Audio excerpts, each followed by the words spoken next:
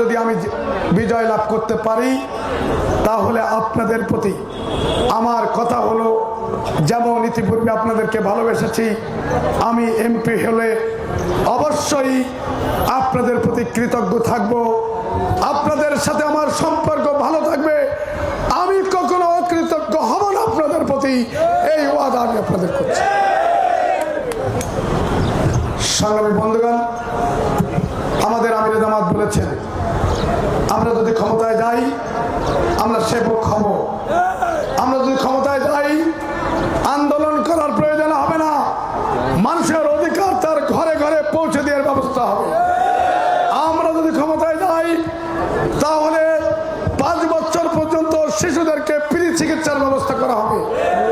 আমরা যদি ক্ষমতায় যাই 60 বছরের উপরে বৃদ্ধদেরকে ফ্রি চিকিৎসার ব্যবস্থা করা হবে। আমরা যদি ক্ষমতায় যাই আমরা দুর্নীতি করবো না, দুর্নীতিকে লাল কার্ড দেখাবো।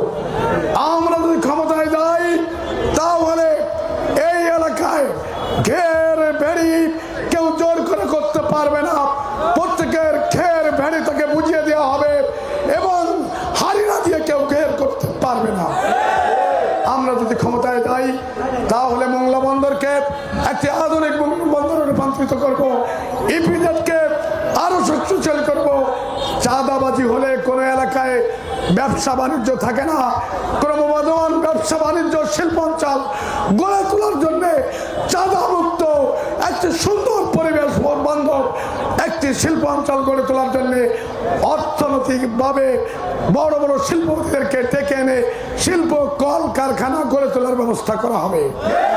সুপ্রিয় পানির ব্যবস্থা করব, স্কুল কলেজ মাদ্রাসা বিশ্ববিদ্যালয় করে এই এলাকার শিক্ষা ব্যবস্থার উন্নয়ন করার চেষ্টা করা হবে ইনশাআল্লাহ। আমার পিছনে চাঁদাবাজি নেই, আমার সাথে দখলবাজি নেই, আমি এই এলাকায় মানুষের নিরাপত্তায় কাজ করব ইনশাআল্লাহ।